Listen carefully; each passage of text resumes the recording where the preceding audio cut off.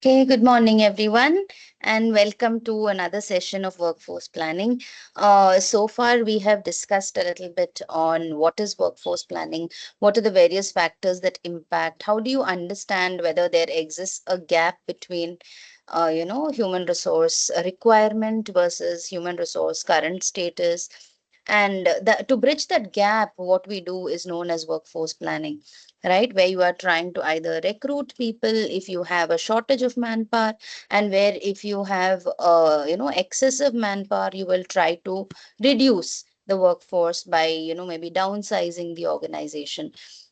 In the previous session, we had a little bit of an understanding about what are the various outplacement services that are available. That is, in case a company is downsizing and they have to sort of, remove a good number of people from the workforce, and there is a possibility that you have you know uh, removed from the organization some of your good workforce as well, then it's definitely not a nice situation to be in.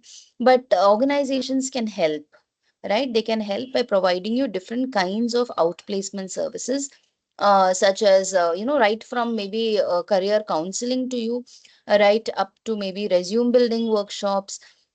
The idea is that when you are removed from a job, there is a lot of emotional and financial turmoil that you're going through, primarily because it must have come all of a sudden, unexpected. And again, it's not because you're a poor performer that you have been removed from the job. It's probably due to other reasons. Survival, company had to definitely reduce a few, or a general recession in the industry. So whatever the reason is, when you have to leave the organization, and the organization takes it upon itself to see how they can you know um, try and help you out in that situation. So they could use their networks and maybe recommend you for new jobs in other companies, or they can ask you to you know they could help you with counseling for your career. They can help you with upskilling. They can help you with so many things that can sort of pave another new career, or another organization which is willing to hire you. They can sort of put you into that organization. So outplacement services are plenty. That's what we studied yesterday. Also, going forward, we understood the various kinds of employee turnover, right? Where we said that turnovers or employee turnover is nothing but when an employee leaves the organization. And when large number of employees leave the organization at once, then the number of employees leaving vis-a-vis the total number of employees in an organization gives you the percentage of employee turnover. So obviously, it's not a very good thing to have an employee turnover percentage. For a lot of reasons, of course, your company's goodwill is coming down. You're not able to retain your people. Constantly you're on a recruitment mode. People are unhappy. Plus, when people are leaving the organization, there are the others who remain in the organization also undergo a sea change as far as their motivation is concerned, as far as their job satisfaction is concerned. They must be constantly working and under some fear of maybe losing their jobs or something like that. So you need to keep the atmosphere a little light, and you need to always keep it a little pepped up, motivated. So when such kind of turnovers do happen, organizations should again see how they can turn around the situation. But for that, you'll have to know what is the type of labor turnover that has happened, or employee turnover that has happened, whether it has been voluntary or involuntary, or whether your employees have left because they, due to avoidable reasons or unavoidable reasons. So this is very important for you to understand. Okay, so mostly the voluntary reasons why employees leave are due to, unavoidable circumstances on your end. Okay, so for example, an employee is leaving the organization, let us say voluntarily, because he has some health issues. If he can't continue in that kind of job at all, then obviously it's an unavoidable reason, right? You cannot motivate, or you cannot keep that employee on for long, because he will say, I have health issues and I cannot continue the job. So even if you want to retain the employee, you might not be able to. Right? So there are various reasons why turnover happens, but at the end of the day, a successful organization is one which tries to retain their people. Right? So I can retain them by either keeping them motivated, giving them, rewards and recognition, or by sending them for training and development workshops, or I can just keep them, basically engaged Okay, I can give them challenging tasks if they are that kind of a level of people. So I can do a lot of things to ensure that my workforce is well treated and they are retained in the organization. Okay, besides this, in the next module, we went on to understand also some important alternative staffing techniques. Right, alternative staffing basically refers to the new ways in which people are getting recruited or engaged in organizations is also undergoing a lot of change, considering the current era that we are living in, the current trends that are happening around us. So here what we tend to see is that besides the normal 9 to 5 regular jobs, full-time jobs that people normally applied for and they're recruited, today there's a lot of other options that are available. Okay, ranging from maybe job twinning or job sharing to maybe part-time works to freelance and gig working. Okay, outsourcing and offshoring is there. So many different ways in which you can engage people in the workforce. Okay, so I think every organization should sort of take into consideration the need for manpower and accordingly decide whether they want to go for a regular staffing strategy or whether they want to go for alternative staffing strategy. Okay, just give me 1 second.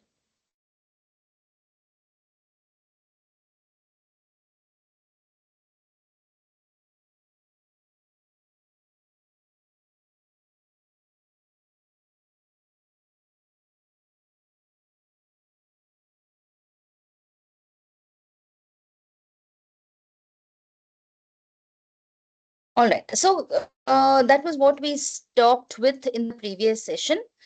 Let us continue from where we stopped and let us move forward and see what this current session has in store for us. In today's session, or by the end of today's session, you will be able to get to know about the recruitment yield pyramid. You will also obtain an in-depth understanding to design recruitment employment ads. You would also know more about organizing walk-in and campus recruitment processes, identify with the employee referral schemes. You would gain an insight into selection methods, and you would also gather knowledge about designing interview questionnaires and preparing behavioral event questions. Okay, so we're trying to cover a lot of these things. Uh, Please, again, once again, it's a request. You can make a note of your questions and post them at the end of the session. And most probably your queries will be sorted through the session itself, right? Let's wait and watch. Introduction. HRIS, I'm sure you've heard about this term, even though you might not have been closely associated with it. Human Resource Information System, it plays a very crucial role in maintaining all comprehensive documentation at one place. Easy retrieval is another important feature that is associated with HRIS. So managing various HR functions, whether it is recruitment, selection, screening, HR policy documentation, appraisal related documents, all of this maintained in one common resource or one common mechanism using the HRIS plays a crucial role. By centralizing the data, obviously you are automating the processes, you are offering, various advanced analytics. HRIS also, provides various operational efficiencies, supports strategic decision making, improves overall employee experience and assistance.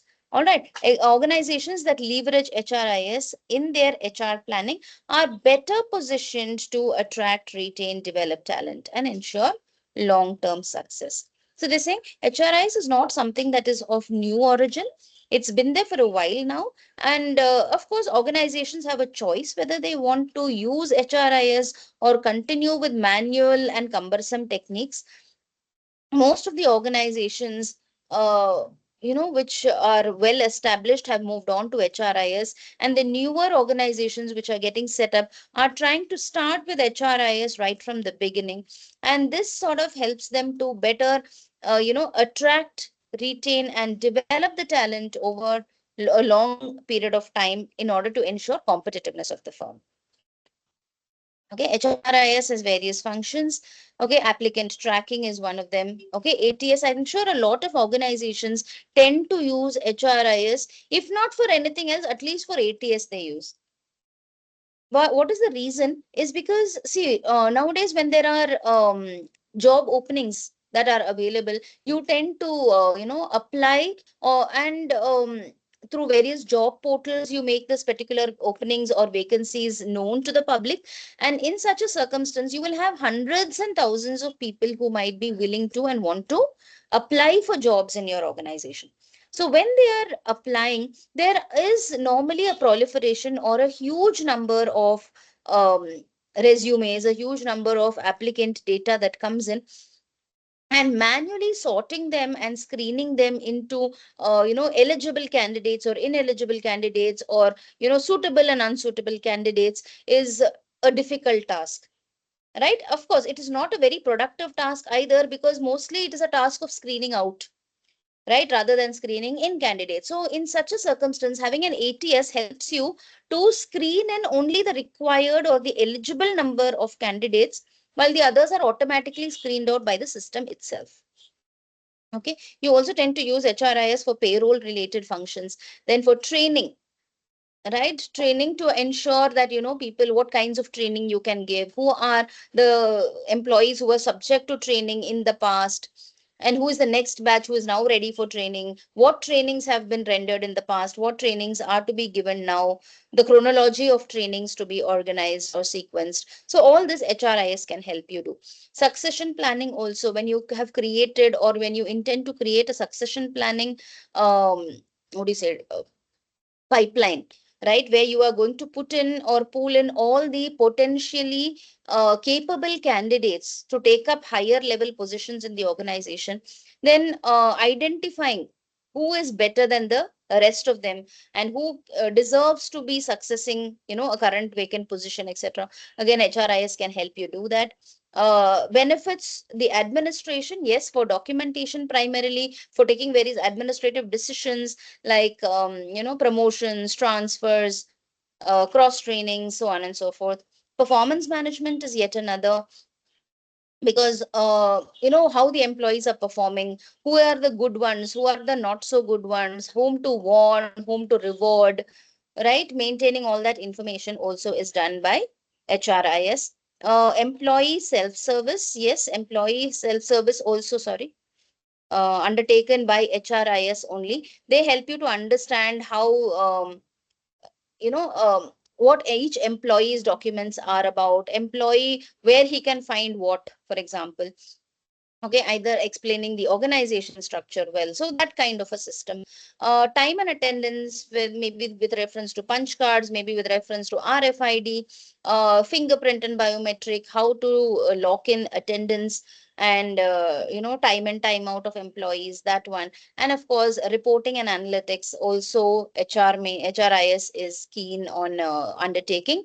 So it helps you understand that when you have completed a certain job, or on a daily or a regular basis, um, when reports are being made, how it is automatically getting into the relevant folders, getting stored in relevant places, so that your higher ups and managers can easily pull it up from that particular dashboard. They can see the reports, they can analyze the reports, right, without much manual intervention. It's taken care of. The role of HRIS in HR planning, obviously, data management and analysis is one such factor, right? Where centralized data storage, HRIS systems, they store all employees' information in a single centralized database, making it easy access and manageable data. So it's very important that you are, making it aware, making it available, that all necessary and integral documents are stored in a single centralized database. So if you're looking for any employee data, you know exactly where to go and pick it up, right? That makes it easy to access data, store data, manage the data, retrieve the data, all of it. Data accuracy, automated data entry and updates reduce errors. So in the HRIS system, just like ATS we just discussed about, a lot of processes and systems are automated. So when you've automated, means you've programmed it, you've structured it, you've put it into the system, the chances of error or the chances of data being inaccurate is very, very limited. Okay. Analytics and reporting, yes, HRIS provides tools for analyzing HR data and generating reports. It also helps HR professionals to make informed decisions. Next, it also helps in recruitment and talent management. See, ATS, of course, has a big role to do with recruitment, because recruitment is nothing but attracting people for openings in your organization, motivating them to apply for jobs in your company. So when they do that, there will be a heavy pour in of applications, right? Or resumes, as we call.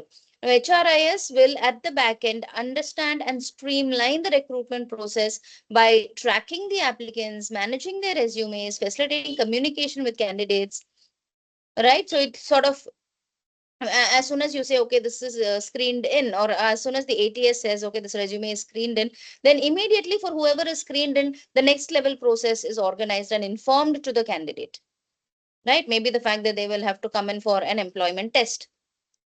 So immediately a mail will go. As soon as you screen in that and the ATS says, okay, this resume has been screened in, then it will automatically track the contact details of that particular candidate. It will inform them about about when, where, and what kind of a test is going to be scheduled for them, and all of that. Right. So that kind of a managing the resumes and facilitating communication. Talent pools. HRIS systems also help maintain a database of potential candidates, making it easier to fill positions when the vacancies arise. So sometimes what happens is you have screened in a certain number of applicants, some of them who are totally ineligible and are not going to find any kind of jobs at all in your organization. They will be discarded, yes, for sure. But for those of them who have been screened in, let us say out of 100 resumes that came in, 50 of them were screened in, right? Which means 50 of them discarded. They are not fit for the organization at all. Okay, now 50 of them are screened in. Now from that, you have to say how many of them are eligible for the current job, right? So currently, let us say you have some opening A.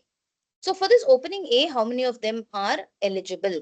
So let us say you check for the best qualification, best experience, tenure and all of that, and you find that you have around 10 candidates who are eligible for that. Okay. Then from those 10, you are going to call them for maybe an employment test. They come in.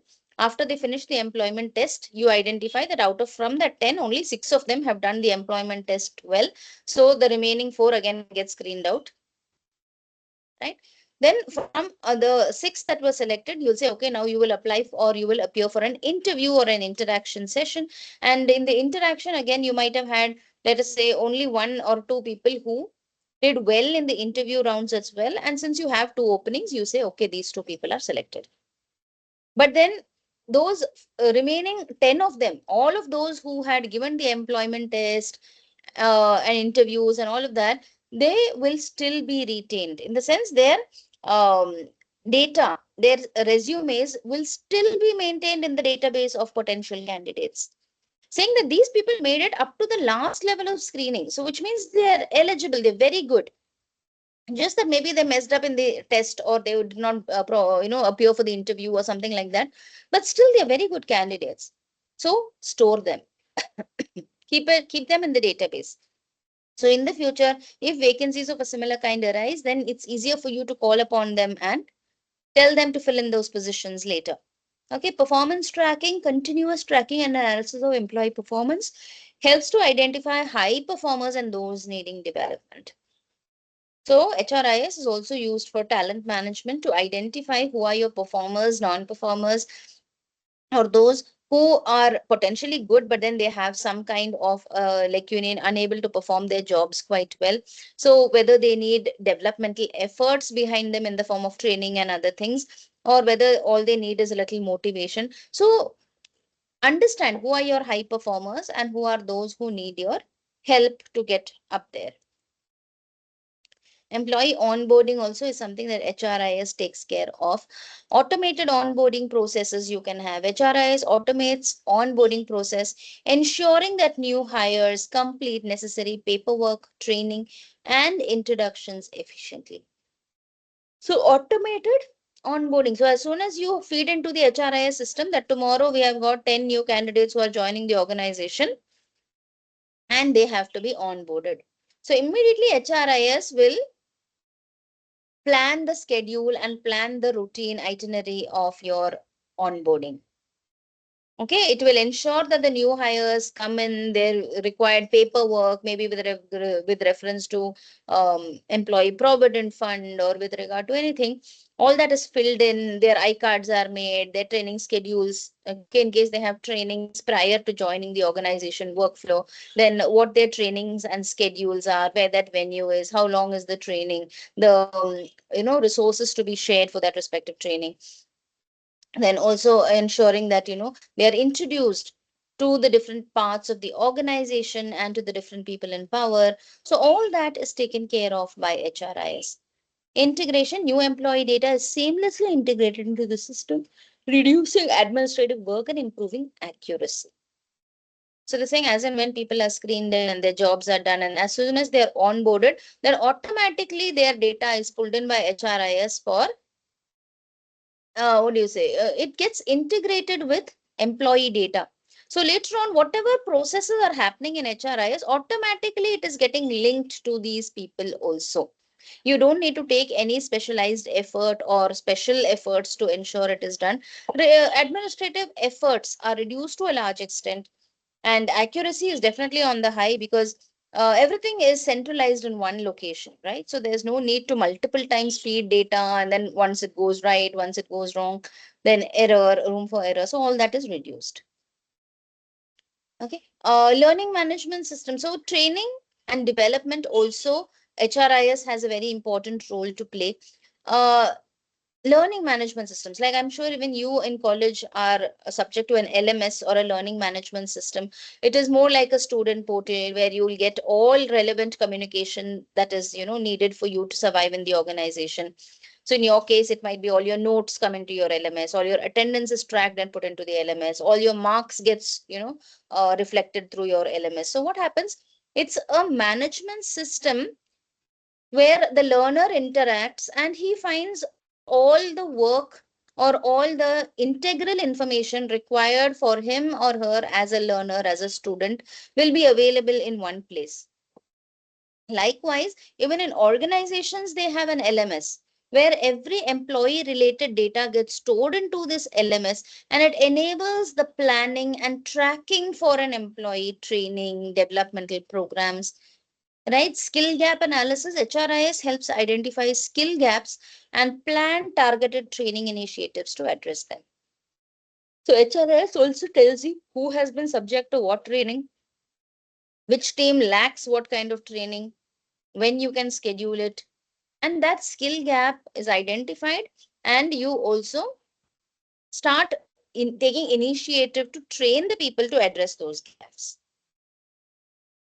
Performance management, yes, HRIS plays a major role as far as performance management is concerned. Goal setting and tracking happens in a better fashion. HRIS systems facilitate setting, tracking, evaluation of employee goals and performance.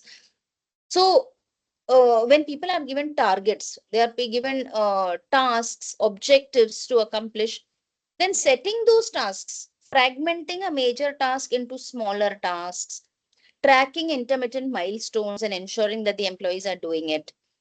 As and when they complete those small level tasks, evaluating them to see whether they've done it par excellence or not. Right? What is that? So you are able to track and evaluate that bit, okay, of employee goals and performance. Continuous feedback. These platforms are also so equipped with artificial intelligence and others that they will be able to provide you with continuous feedback, performance reviews, warning signals, right? Moving away from annual reviews to more frequent check-ins.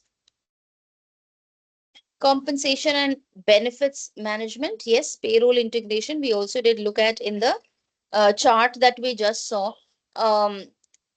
Payrolls are reference to the amount of money, or you can say the pay package that has to be given to each employee. It consists of some fixed and some variable components. So HRIS can help you to define those aspects. It can help you to include payroll management features, ensure that tracking of the pay is done. Okay, any changes in terms of maybe increments or incentives, etc., also are accurately and timely tracked and compensated. benefits administration, yes, management of employee benefits, right, including health insurance, retirement plans, other perks. All these are also streamlined through the HRIS. Self-service portals.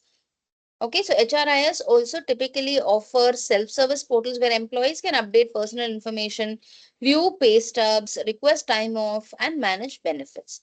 Okay, in a lot of organizations, at least those, I think IT organizations in a big way have taken up this, where they provide these kind of self-help or self-service portals, right, to employees. Like for example, if you want to apply for a leave, you just get into the portal and then you apply. Okay, so and so is my manager, so put your manager's name. Then okay, the request will come. What do you want to request? You'll say okay, request for a leave. Then again, you'll be prompted to what kind of a leave do you want. So you'll say whether it's a casual leave or whether it's an unpaid leave, whether it's a health related or a sick leave that you're looking for. So select the kind of leave. Then they will tell you, okay, select the duration of your leave. So then you'll say, okay, 2 days of leave is what I'm looking for.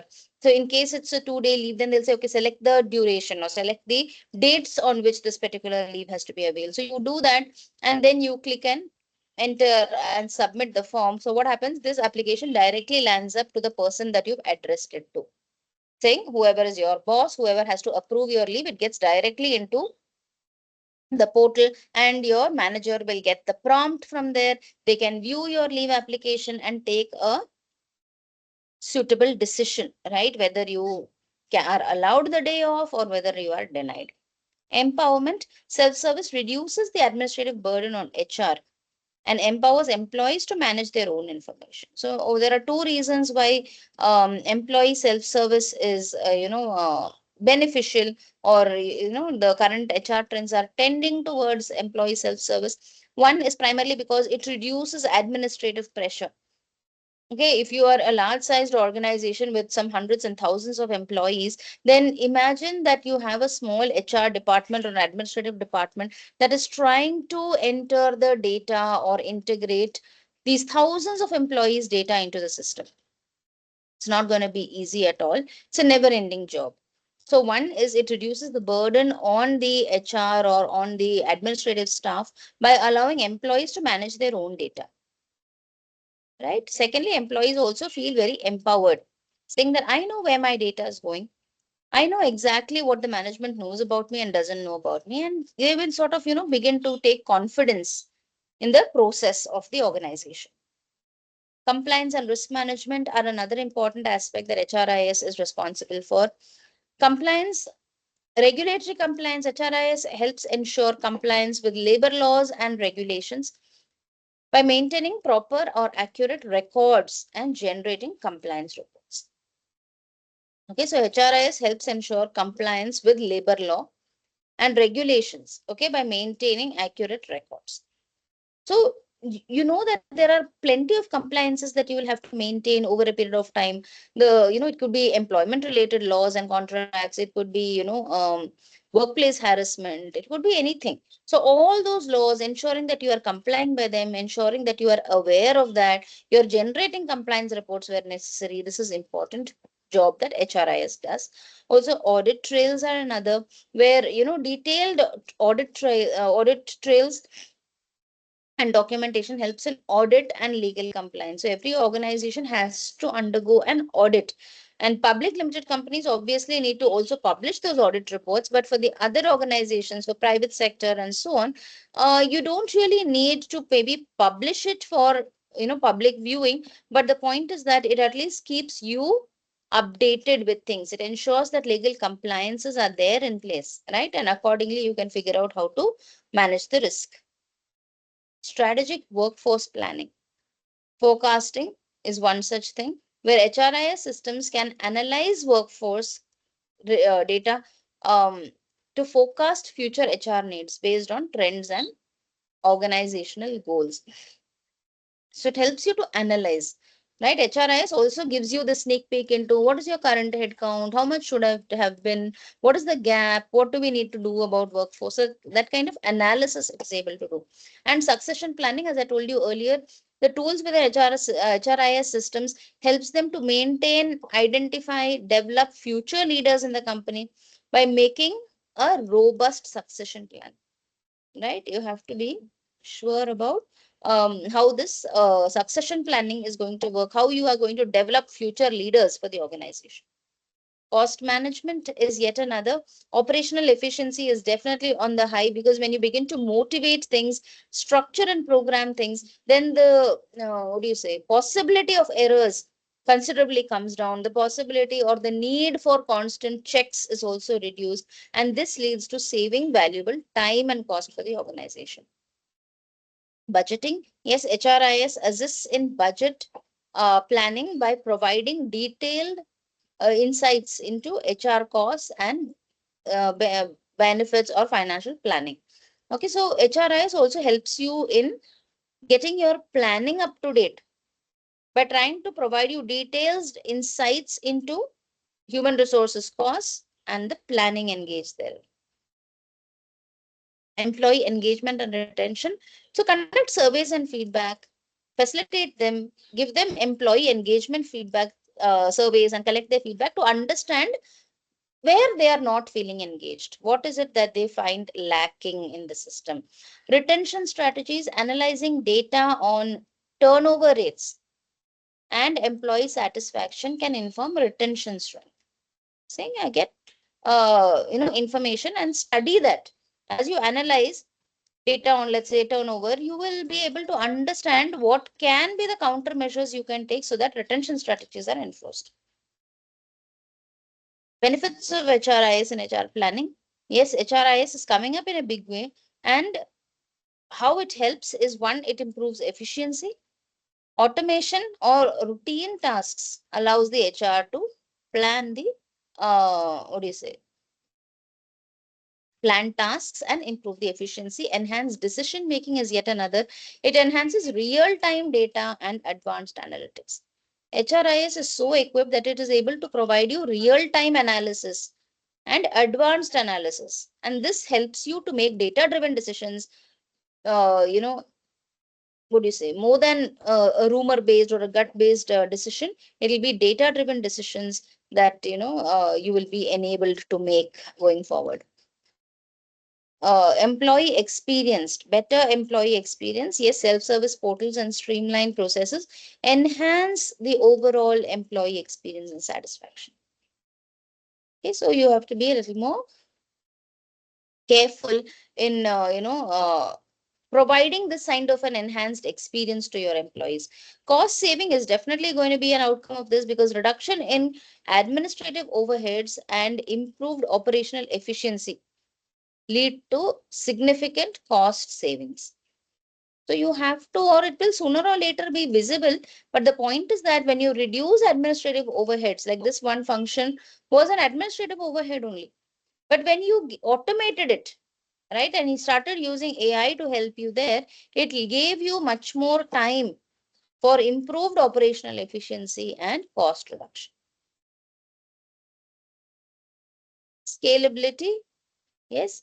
HRIS also scale with the organization, accommodating growth and increasing complexity without requiring proportional increases in HR staff. So they're saying when the HR functions get complicated, when more and more people come into the organization, ideally it will call for increasing the strength of the HR staff also. But thanks to, what do you call it?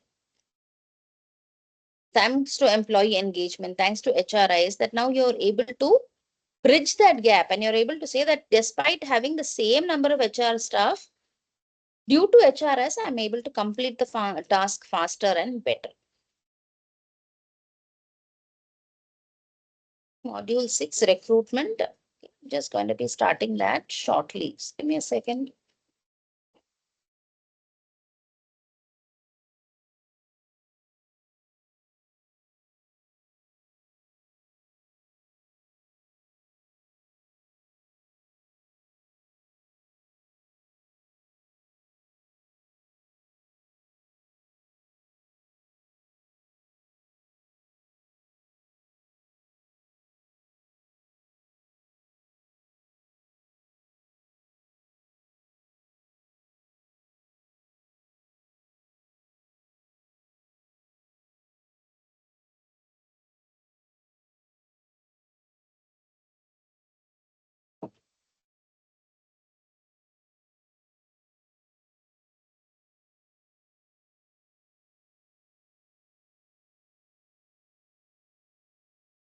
Okay.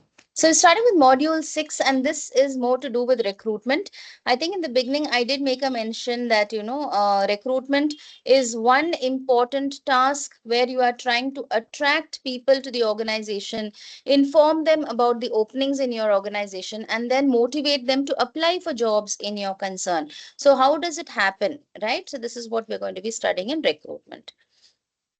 Recruitment is a process of identifying, attracting, interviewing, selecting, hiring, and onboarding the employees. Okay, so it starts off with identifying, attracting the people. The rest of it basically, which is interviewing, selecting, hiring, onboarding, these are all processes which are part of the selection process, not necessarily recruitment. Recruitment has got one important responsibility, which is finding the right candidate for the right job so that they are a fit for the organizational culture and job requirements. Stages of recruitment, yes, this is the way it goes. First thing is there'll be a job posting, which means when the organization identifies that there is a vacancy, either which has been created by an employee voluntary turnover, involuntary turnover. For some reason, there is a vacancy, maybe one opening, two openings, 10 openings, right?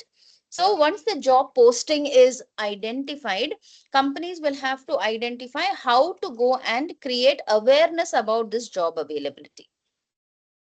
They can go for single channel or they can go for multiple channels of recruitment. So online, or they want to go with mass media broadcasting, whatever you want to use, carry out that job posting. And once you've informed or created awareness about the jobs and their availability or the opening availability, then people will start pouring in their applications, right? Those of them who find themselves eligible for that necessary job, they will immediately apply to you. So application submission is the next stage. At the third stage, once you've got all the applications, then you will start screening them. Okay, as I told you, screening is not a positive function, it's a negative function because you end up more of screening out than screening in. Right. So for this purpose, most of the organizations tend to use ATS, right? Because it helps you to screen applications quickly and segregate them into suitable and unsuitable, candidates. So once the resumes are screened, then you conduct assessments. Maybe, you have tests, employment tests, which people will have to come and give, or you might have multiple rounds of selection, right? So for that, first you have to give your assessment. Once assessment is done, then immediately there will be interviews, right? If you've cleared the assessment, most probably you'll go for the interview. If you've cleared your interview also, then background checks, reference checks, as we call it, this is going to be conducted. So they might ask you for some references, either of, your past employees, your, core team, any of their references, or it could be your, superior of the past job, etc. They'll ask you for references. The idea is to check back on your credentials to see why you left the organization there. Were you a good employee? Because before I select you in my company, I have to be pretty certain that you are not coming with the baggage yourself.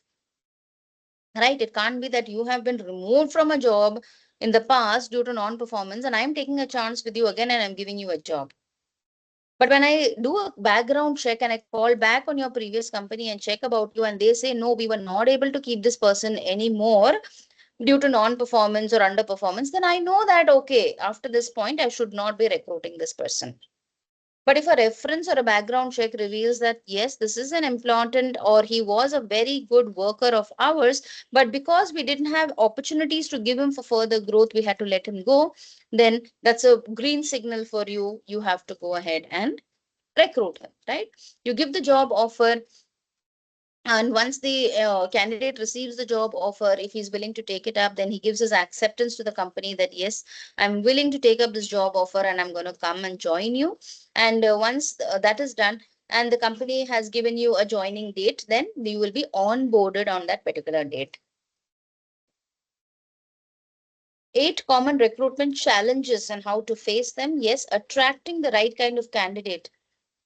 It's a challenge because we don't know these right kind of candidates, where they are, which location they are, which kind of media and communication they are more adept to using. Okay, only then I'll be able to attract them in that right channel, right? So I need to know that. Next, engaging the passive candidates. Once you've held an employment test, okay, it might take some time for you to assess those tests and get back with the results. In the meanwhile, you cannot let the employees or the candidates go also, right? So you have to keep them engaged.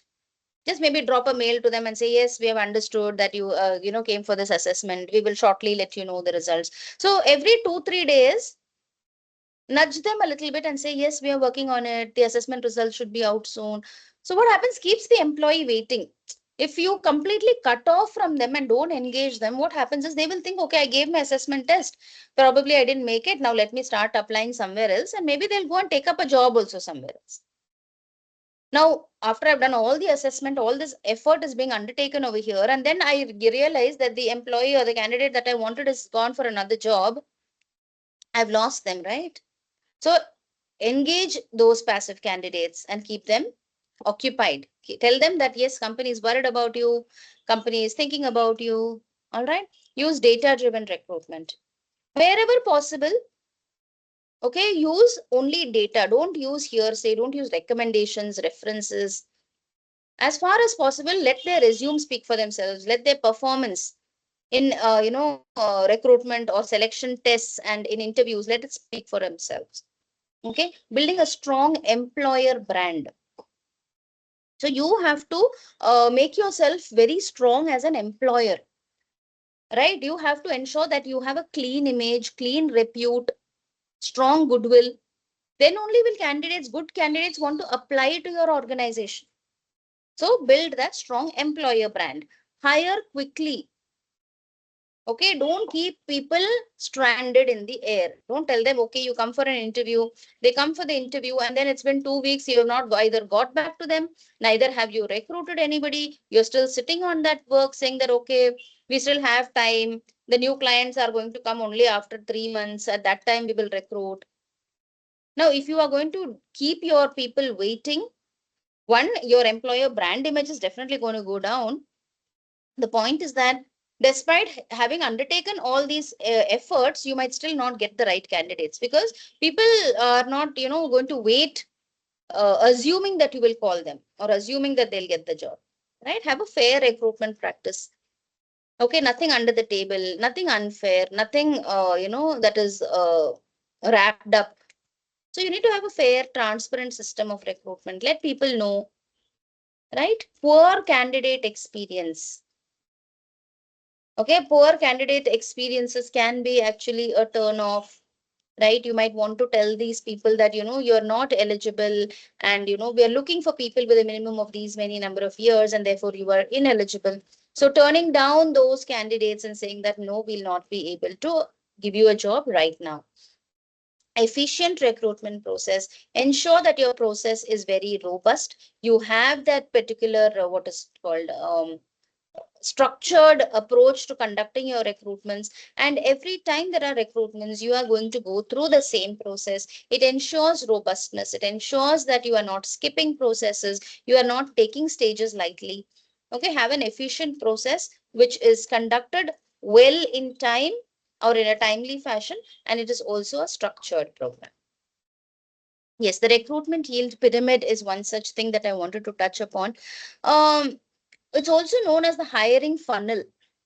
Okay, sometimes it's depicted as a funnel, sometimes it goes as an inverted funnel also. This model is used in the human resources to illustrate the efficiency of recruitment processes at various stages. So why is this called a recruitment yield pyramid? Recruitment means how many people applied for the job. Finally, at the end of the recruitment process, how many of them were considered as a positive yield for the company, which means how many of them got selected.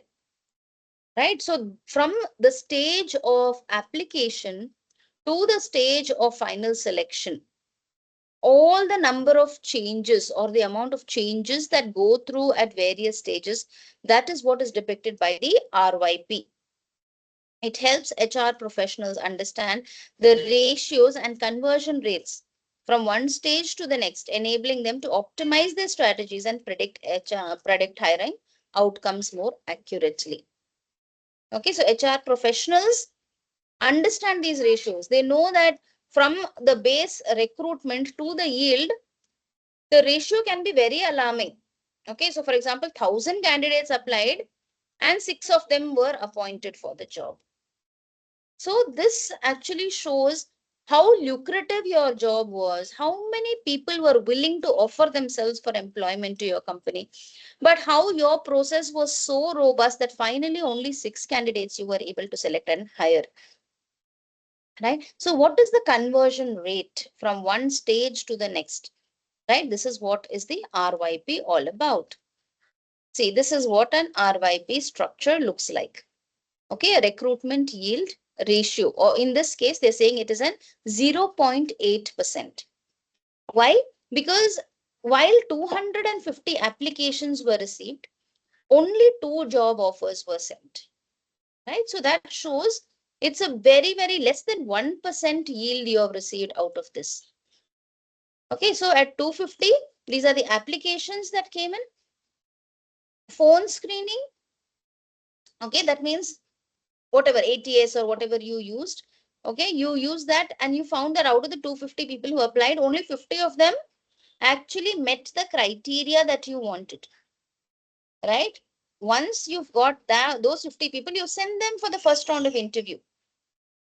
Okay, let them understand the, who you are, what your past experiences are. Let them speak to you, right?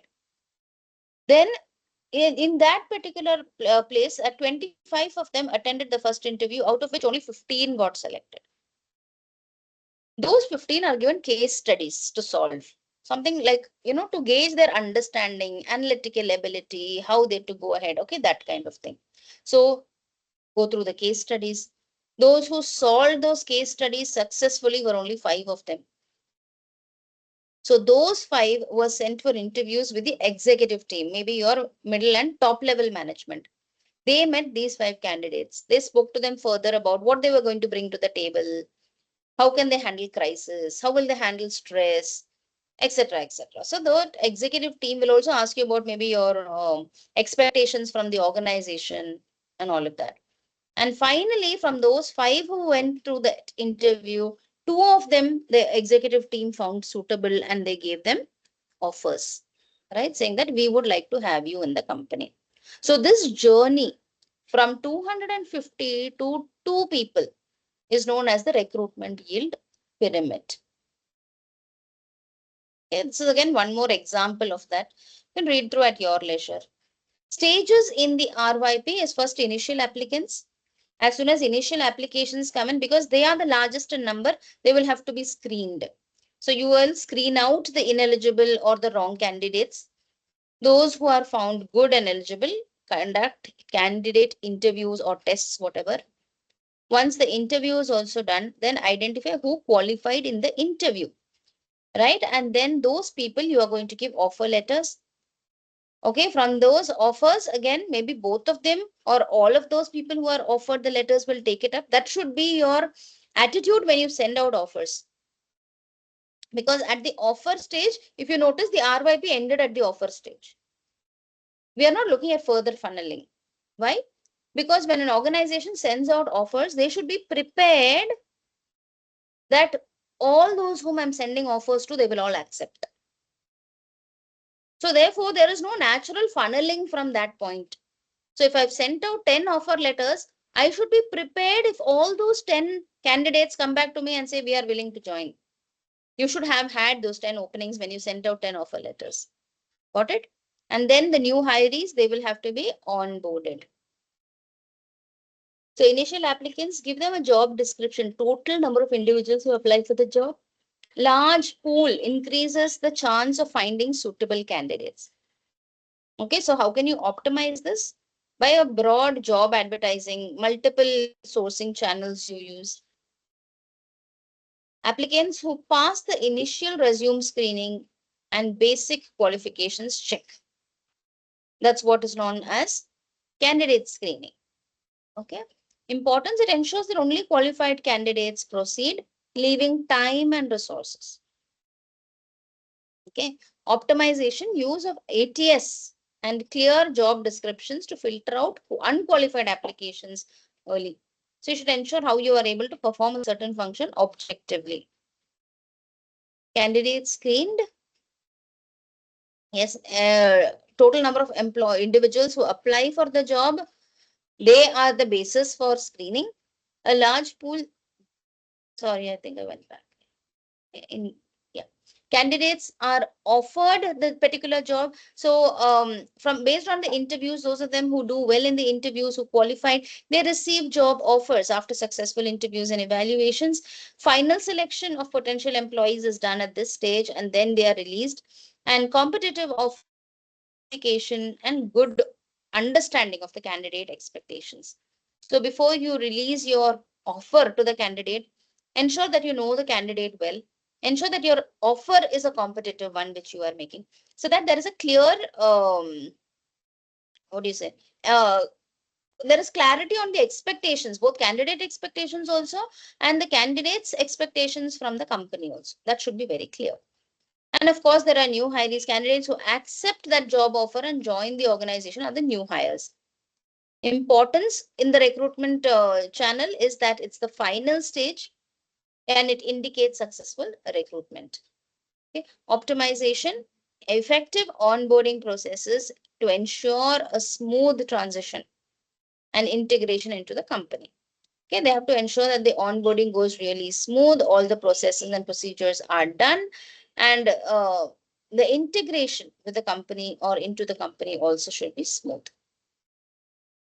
The benefit of having this RYP, right, is that one, it helps in predictive analysis, helps you to forecast that if a certain employee or if a certain number of employees or candidates apply for a job, then understanding the RYP, let's say RYP is 1%, right? Over the past studies, you've understood that the RYP in your organization is always 1%, which means if I want 100, if I want one candidate or I have one candidate opening, then I should have at least 100 applications that have come in. Then I will be able to get one suitable candidate. Fair enough. So what should I do if I have two openings in my company? My RYP says I should get at least 200 applications. Got it? This is how it works. So prediction and predictive analysis. So it helps you in setting realistic recruitment targets and timelines. Process optimization helps identify bottlenecks and inefficiencies in the recruitment process. It allows for better allocation of resources and also adjustments in the recruitment strategies. So it helps to you to understand whether your recruitment process is right, whether there are any miscalculations there, whether it needs to be tweaked and revised. So all these things you will be able to understand.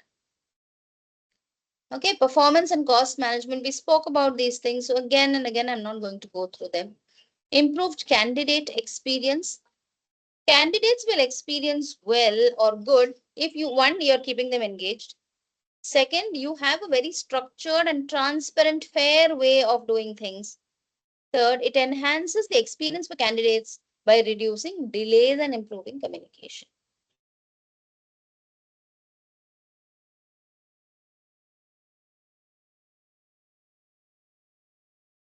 Design of recruitment of employment ads. Designing effective recruitment or employment advertisements is essential to attract the right candidates. Okay, so when you are thinking about how to advertise a certain job, etc., you have to think about this factor. Okay, how to design the ad so effectively that you are able to attract the right kind of candidates. A well-crafted ad should clearly communicate the job role, requirements, company culture, and benefits while being visually appealing and easy to read. So when you're designing a recruitment ad, whether you're going to put it up on a hoarding on the roadside or whether you're going to send it through a job portal or whether you're going to just put up a classified advertisements on the national newspaper, in any case, you should craft that particular ad very well. It should be able to clearly communicate all integral aspects of that job role, requirements, the company culture, if possible, and its benefits. While it should also be easy to read, easy to understand, easy to, or visually very appealing and encapsulated. Okay. Step by step guide to the design ads. Yes, this is also very important.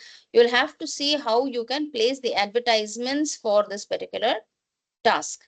One, define the job and requirements. Define the job. Okay, without a proper job definition, it is unlikely you're going to be able to get the right kind of candidate to apply for it. Second, highlight company information. Okay, some companies think that, okay, if they want to know about me, they'd rather go on my website and read. Wrong attitude. You will have to highlight some basic information about yourself. Okay, the name of the company is anyway going to be there in the ad. But besides that, okay, if they are looking for people with a specific kind of expertise, they're looking for people with some kind of skill set, they should be able to write that and inform you about it. Right? So there should be a very, very clear communication about the job and its requirements. Right? Spell out enough information about the company. Detail benefits and compensations. So you should also ensure that if anybody is selected and anybody is, joining the organization, or you want them to join the organization, give a clear or a detailed note on the compensation or the pay package that you will be delivering for them. Okay, don't take for granted. That's what it means, right? So informing them about the compensation, duration of compensation, frequency, amount. This also, you can give some clue. If not, you don't want to mention the whole exact amount. Please give in stages. Okay. Create a clear call to action.